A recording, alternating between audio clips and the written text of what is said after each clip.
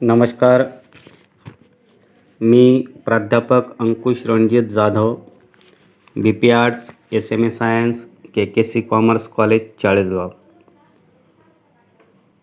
विद्यार्थी मित्र, आज आपण TYBAच्या बदललेल्या अभ्यासक्रमावर चर्चा करणार आहोत. विषयाचे नाव आहे पब्लिक इकॉनॉमिक. त्याच्यात चॅप्टर क्रमांक 1 पब्लिक फायनान्स, ज्याला मराठीत सार्वजनिक आयव्यय असे म्हणतात. या प्रकरणात आपल्याला पब्लिक फायनान्सचा अर्थ काय होतो, मीनिंग, नेचर, स्कोप दिलेले आहेत. म्हणजेच अर्थ, स्वरूप, सार्वजनिक वित्ताची व्याप्ती काय आहे याचा अभ्यास आपल्याला करावायचा आहे. तसेच डिस्टिंक्शन बिटवीन पब्लिक फायनान्स आणि प्रायव्हेट फायनान्स म्हणजेच सार्वजनिक वित्त आणि खाजगी वित्त यातील फरक आपल्याला दिलेला आहे. Importance of public finance in developing economy म्हणजे विकसनशील अर्थव्यवस्थेत सार्वजनिक वित्ताचे महत्त्व काय आहे याचा अभ्यास आपल्याला इथे करावायचा आहे. The principle of maximum social advantage म्हणजेच जास्तीत जास्त सार्वजनिक लाभ तत्व काय आहे याचा अभ्यास आपल्याला या प्रकरणात करायचा आहे. त्यानंतर काही कन्सेप्ट दिलेल्या आहेत.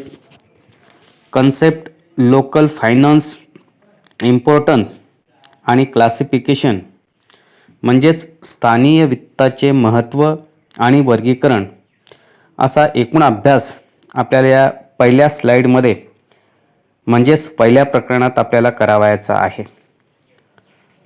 विद्यार्थी मित्र, जी मी दुसरी स्लाईड तुम्हाला दाखवणार आहे, या दुसऱ्या स्लाईडमध्ये आपण चॅप्टर नंबर 2 ज्याचं नाव पब्लिक रेव्हेन्यू म्हणजे सार्वजनिक महसूल असं आहे. या प्रकरणामध्ये आपण sources of public revenue, tax sources आणि नॉन टॅक्स सोर्सेस म्हणजेच सार्वजनिक महसुलाचे स्रोत काय काय आहेत त्याचा अभ्यास आपल्याला या प्रकरणात करावायचा आहे. टॅक्स म्हणजे काय, टॅक्सचा अर्थ काय होतो, कॅनॉन ऑफ टॅक्सेशन, कर, कराचा अर्थ, कर आकारणी असा एकूण अभ्यास आपल्याला या प्रकरणात करायचा आहे. त्यानंतर क्लासिफिकेशन ऑफ टॅक्सेशन म्हणजेच कराचे वर्गीकरण आपल्याला या प्रकरणामध्ये करायचे आहेत. त्यामध्ये direct tax, indirect tax, merits and demerits म्हणजे प्रत्यक्ष आणि अप्रत्यक्ष कर, त्याचे फायदे काय आहेत, त्याचे तोटे काय आहेत याचा अभ्यास आपल्याला या प्रकरणात करावायचा आहे.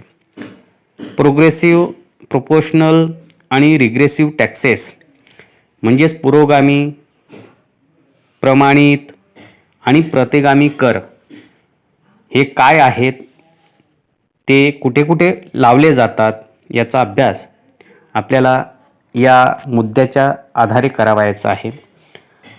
Taxable capacity, meaning and importance of taxable capacity, factor determining taxable capacity म्हणजेच कर क्षमता, अर्थ, त्याचं महत्त्व, करपात्र क्षमता निश्चित करणारे घटक कोणते आहेत.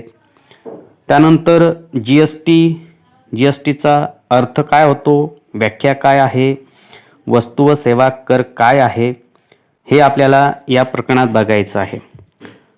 त्यानंतर या प्रकरणामध्ये काही कन्सेप्ट दिलेले आहेत.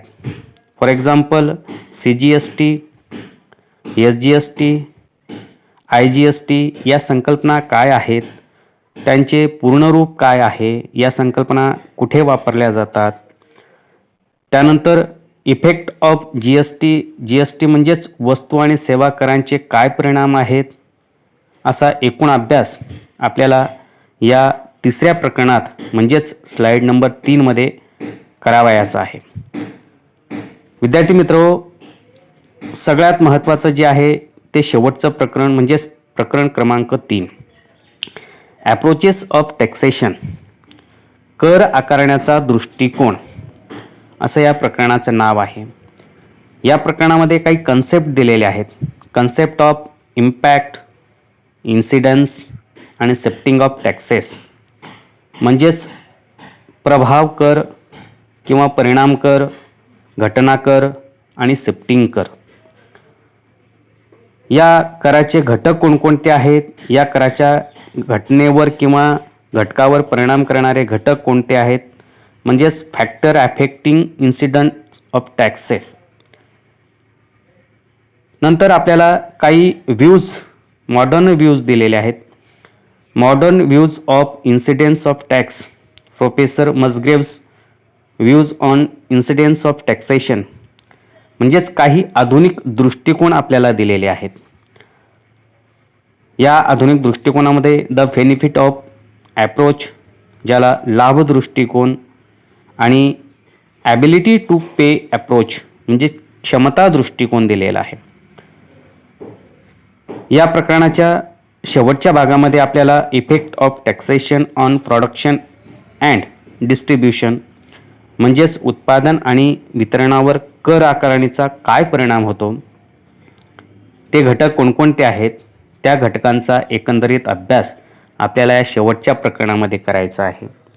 विद्यार्थी मित्र हो, आपण हा जो अभ्यासक्रम पाहिलेला आहे, हा एकूण अभ्यासक्रम आपल्याला सेमिस्टर 5 साठी दिलेला आहे. या 5व्या सेमिस्टरमध्ये हा जो एकंदरीत अभ्यासक्रम दिलेला आहे, हा एकंदरीत अभ्यासक्रम आपल्याला ऑनलाईन माध्यमातून पूर्ण करावयाचा आहे. म्हणून पुढच्या लेक्चरमध्ये ज्याही तुम्हाला PPT दाखवल्या जातील, त्या PPT स्वतंत्र मुद्द्यावर दाखवल्या जाणार आहेत. म्हणून प्रत्येक विद्यार्थ्याने प्रत्येक PPT व्यवस्थित निरीक्षण करून अभ्यास करावयाचा आहे. नमस्कार.